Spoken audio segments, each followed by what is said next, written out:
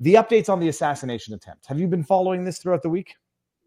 Yeah, so I did a video on Friday afternoon with George Gunman on his Rebel Capitalist show, and did a breakdown of what we then knew and laid out the argument against the official narrative, or to express skepticism towards it, kind of a hush-hush, if you will. That video is blown up. It's gone viral. The interest level in this is obviously very substantial. People have their doubts and skepticism about what happened. We now have, since then, reports from Senator Hawley, who went to the scene, Senator Ron Johnson, who got more information, and the other information coming out from a range of sources. Chris Martinson of Peak Prosperity did his analysis of the audio. Some others have done. Alex Jones had somebody on and Owen Schroyer had somebody on at InfoWars doing audio breakdown. And so the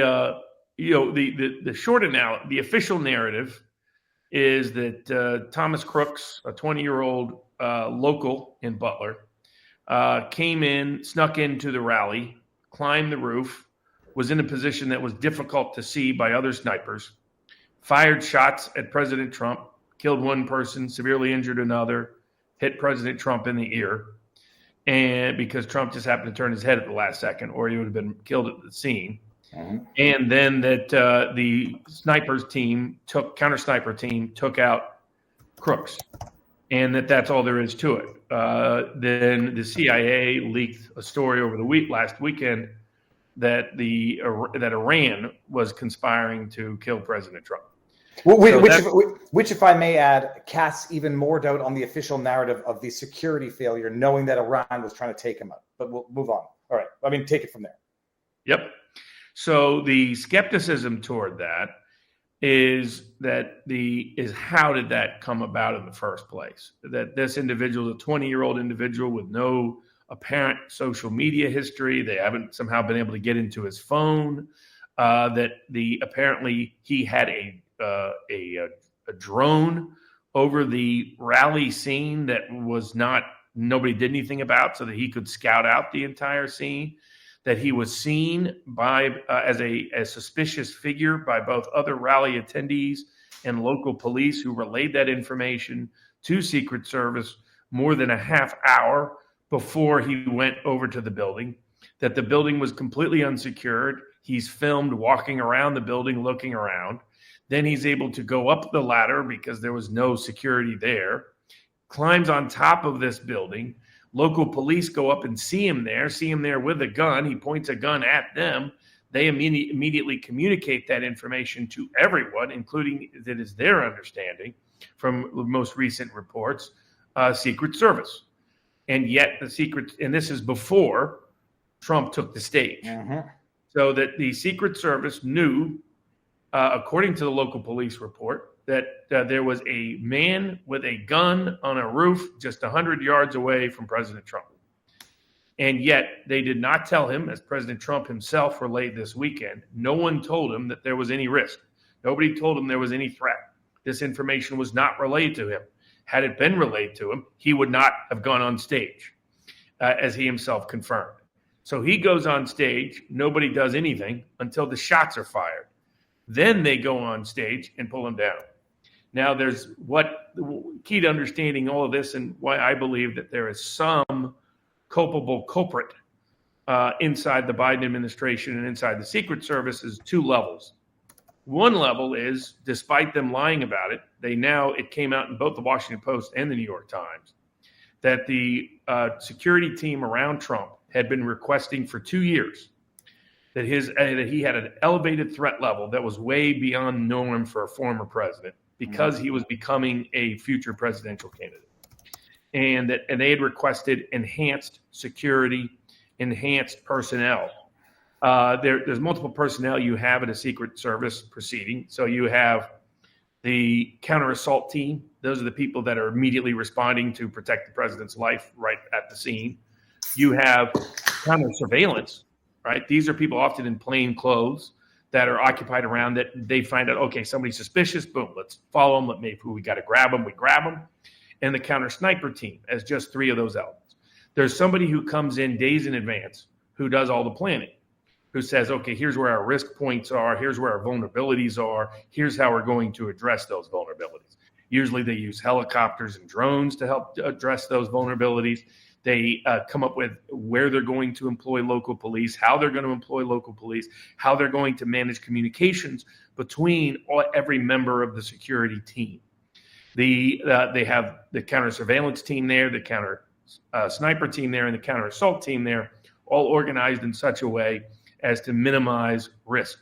And this includes using things like big buses or other vehicles to block potential pathways and all the rest. And so any building that's a risk, they don't put somebody on the roof because there's too many rooftops, and they don't want somebody on the roof where the counter sniper team doesn't know whether that's one of their guys or somebody else. So they want to make the roofs clear, other than the roofs that are occupied by counter snipers, by securing the building. And that's done way in advance. And if anybody suspicious comes on, the counter surveillance team can take corrective immediate remedial action and employ local resources as part of that. What we now know is that almost none of that happened. That there was not adequate personnel present. That there was not, that according to Senator Ron Johnson's report, they didn't even have a communication. Secret Service didn't even show up for the meeting that morning to figure out how they were going to coordinate with local police about any suspicious activity that took place. There was not a consistent relay of communications between the Secret Service and the local police. There were not sufficient counter sniper teams. The counter sniper teams were not located in the right location to look at all risk ratios. And most significantly, there was no action taken to secure that building, and no action taken when they were told there was a man with a gun on a roof 100 yards away from President Trump. That means to me either the person who planned the security for that day on behalf of the Secret Service, or the person who implemented it. We now know that several of the Secret Service people were substituted out with DHS people who are not skilled or experienced in protection in this way. We now know that several members of Trump's traditional team were given off and were not there that day. We know several of the high-quality Secret Service agents that know that area were reassigned to either Jill Biden somehow holding a fundraiser on the same day in the same state, and apparently Kamala Harris was holding a fundraiser in the same day in the same state, both a little unusual, but that these officers were reassigned so that it was an undermanned unit without its traditional Trump knowledgeable, Trump loyal, you might say, Secret Service staffers, and that the plan itself created multiple levels of vulnerability. And that had to be a deliberate choice in the personnel, deliberate choice in the quantity and quality of the personnel, and most importantly, a deliberate choice to not secure a building, to not provide consistent, quick communications, to not provide immediate corrective action when notice was made of a dangerous sniper. They didn't even have the counter sniper teams in the right locations. Excuse me. So I have no doubt it was an inside job. But I do break it down a little bit further with George Gammon. And probably on Thursday, we'll be breaking down all of the issues, but putting it in sort of a global context of other assassinations and assassination attempts over history and time. With the Duran, I think it'll be on Thursday. Don't know if that date works for them. It's the first date that works for me. But, the America's unique in always having, for the most part, in these lone assassins. Right, the lone crazy person going to kill somebody, that's not a common assassination thing throughout world history. It's just somehow unique. It always happens in America for some reason. It's always interesting, too. These lone assassins, they always target people that are critical of the political establishment, critical of the military-industrial complex, critical of the financial and political elites in their local, right? For some reason, it's never the case that they ever target the head of the Federal Reserve. They never target the corrupt generals that get us involved in dumb wars. Somehow those people never end up on the crazies list, which is its own reasons for skepticism about these kind of controlled narratives. There's a weird dynamic. It was originally publicly reported that this individual, the alleged alleged shooter, had posted some things on a game that was involved that originated from 2016, where it's about, can the Secret Service protect the president? And the president's obviously a Donald Trump character. And supposedly this kid was playing on this game and made statements about he would show how good he is on July 13th. And then all of a sudden that story disappeared. And now they're saying, oh, that was like a fake account. We're getting a lot of inconsistent, contradictory stories, claims of encrypted accounts, encrypted phones, encrypted communications. And then all of a sudden, saying, oh, no, that wasn't the case. Attempts to blame local police, and local police saying they were deliberately excluded from all mechanisms of security and surveillance. The only reason the one local cop saw him is because he breached the protocols that the Secret Service had given him. Why was the Secret Service interested in excluding local police from protective detail when they were already understaffed? Might it be because Butler County is a very Republican county where you don't control the DA, you don't control the local cops, you don't control them? Now, of course, state of Pennsylvania, where I'm currently in, Governor Shapiro might have been a willing complicit ally in various aspects. You might have had confidence that the state police would play ball, but local police, you couldn't have such confidence. So all of the evidence points to, as President Trump himself hinted at, that something happened at the various high ranks within people of power. And sometimes people say, oh, Barnes, that means everybody has to be on it. Not at all. The counter sniper team may have known nothing. They were just following their assignment. The counter assault team may have known nothing. They were just following their assignment because somebody prevented the communications in a timely manner. Somebody was controlling that part of the process. It's the person who put the plan in and or implemented that plan that is the person we need to be talking to and getting more intel on. And who would that be? I mean, is it, what's her face, Kim Cheadle, among others, or did she? No, she's the head of the Secret Service, so she wouldn't have been the person to do the plan right there at the scene. So the Cheadle may have her culpability because she refused to assign adequate resources to President Trump, just as she refused to provide any Secret Service resources to Robert Kennedy Jr. As I said last week, it's been clear that Joe Biden has wanted his opponents killed. I mean, it's obvious. But how it happened on the ground in this instance, how this kid gets involved, what was really going on, those things raise additional questions. And I think the timing of it, once President Trump was nominated, they were going to be required by law to provide him more resources, Secret Service resources. He would have also been on the ballot, guaranteed, he would have chosen his successor. So I think the timing was to have this incident occur right before that. And how did this 20-year-old kid know and got confirmation that he could just carry he could go walk around, scoping everything out, have his drone scope everything out, then walk over the ground, say hi to everybody almost, and then climb up and get his gun ready. How did he know that was going to happen on that day? So to me, there's almost no way it can happen without a sequence of extraordinarily unlikely coincidences involving whoever was planning and implementing the agenda. It doesn't mean anybody else on the scene necessarily was involved at all. You might have had some people who questioned competence and capabilities, but then the question is who put them there. That's the more important, consequential question.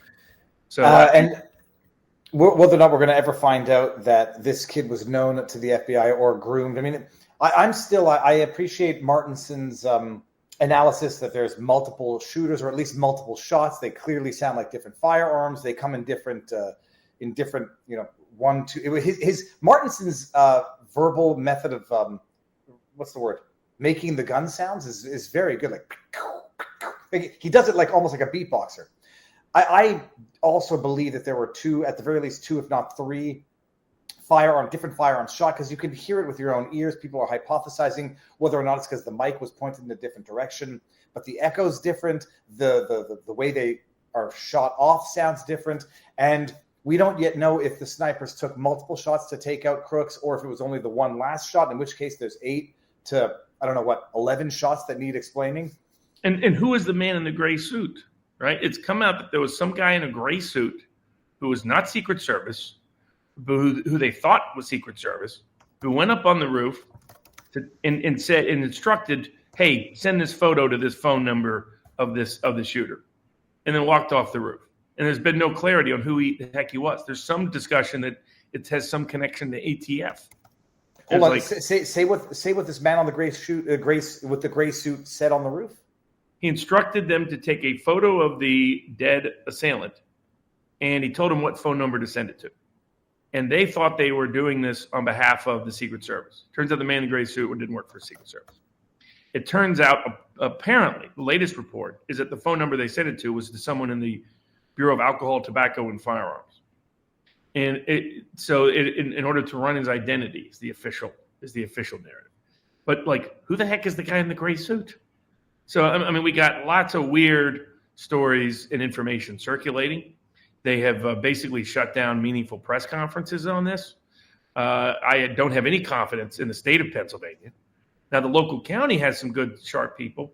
And, we might look into it at 1776 Law Center, because in the state of Pennsylvania, you can petition the court to have certain people investigated or indicted without regard to the district attorney's office. And the court can order the prosecutor to prosecute and investigate. So it gives you this sort of extraordinary potential access of using making sure the criminal authorities do the proper investigation. And I think there's good reasons to want that done here, because the official narrative isn't really holding up very well.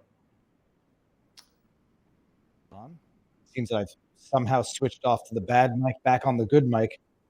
Robert, one of my concerns is that there's a lot of disinformation that I feel that they're throwing crap out there. And there'll be a ton of it. I mean, it was interesting to me, this guy. So Bill Ackman, quoted somebody. First, he quoted what Martinson's report, and then he quoted this other guy who was like, "Oh no, it's a lone shooter, and I can give you the simulation and show you the lone shooter." Mm-hmm. But then you look that guy up, right? And the guy that's saying it's definitely a lone shooter, he lists his office address as Langley, Virginia, and then you go to his Substack, and his Substack appears to be blaming Russia for Nord Stream 2. The Nord Stream pipeline bombing. And that made me think, okay, now I'm really doubting the lone shooter story. When boys from Langley start telling me that the ones that are trying to tell me that Russia blew up its own pipeline, they're saying, don't worry, everybody, it was a lone shooter. I'm going to be even more skeptical of what took place. So whatever it is, there was an extraordinary security breach for which the more logical explanation is deliberate action than pure random accident. That's what I feel confident saying at this point. We don't know a lot of the rest of the information. We won't know. We're going to get bombarded with both disinformation and accurate information in terms of sourcing, in terms of storyline, and all the rest. And they're going to do that deliberately to make it difficult for us to ever put together what happened. They tried to keep Senator Hawley from investigating at the scene. That's suspicious. The Secret Service director refused to answer questions of United States senators and congressmen right at the Republican National Convention. Word is, and rumor is, she's going to step down before she has to respond to a subpoena to Congress to testify on the matter. I hope Congress uses their power. I mean, the other aspect of this we have is that there appear to have been, and there's inconsistent information on this, but there appears to have been people shorting the Trump stock in the days and weeks leading up to this event. And at first, we were on Tim Pool, and Tim Pool was discussing it. That company that appeared to have a massive short on Trump stock, and a short, for those people who don't know, is you're betting the stock is going to take a massive decline very quickly. Of course, had Trump been murdered, that Truth stock would have plummeted because it is so tied to Trump. And someone was betting that was about to happen. And the bet was placed after it was known his sentencing date had changed, or at least appeared to be. Now, the company that was listed as placing one of those big bets came out and said it was a technical error and said that they just added a bunch of zeros. And people have noted that this company never made that mistake before. So there's suspicions about that. But independent of that, and that company it's my understanding, was based in Austin, Texas. That gives Texas jurisdiction to investigate what took place here.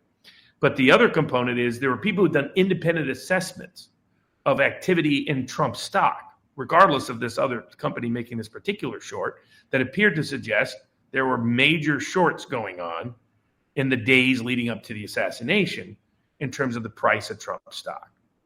So these people cannot help themselves. They love to line their own pockets. It tends to be a way to incentivize people to participate or be complicit or keep their mouth shut. for 9/11. There were people shorting the airline stocks and has never been satisfactorily explained, to my opinion. They've had various explanations for this, but I've not bought them. But that's another angle to pursue. But I think bad faith actors tried to assassinate President Trump, and I think Trump made the corrective remedy by accelerating his nomination to early Monday, to picking someone like J.D. Vance, who, contrary to that useful idiot Whitney Webb, is a great populist choice. Here I disagree with Robert Kennedy as well. I think Robert Kennedy's been listening to Whitney Webb. That's an unreliable source, to say the least. We'll get into that. And then doubling down on a much more populist message. Now, he's floated some names for appointments that I'm not a fan of, and then we can discuss that a bit later. But I think Trump interpreted it as a coordinated effort to take him out. But the whole truth we'll probably never get, unfortunately.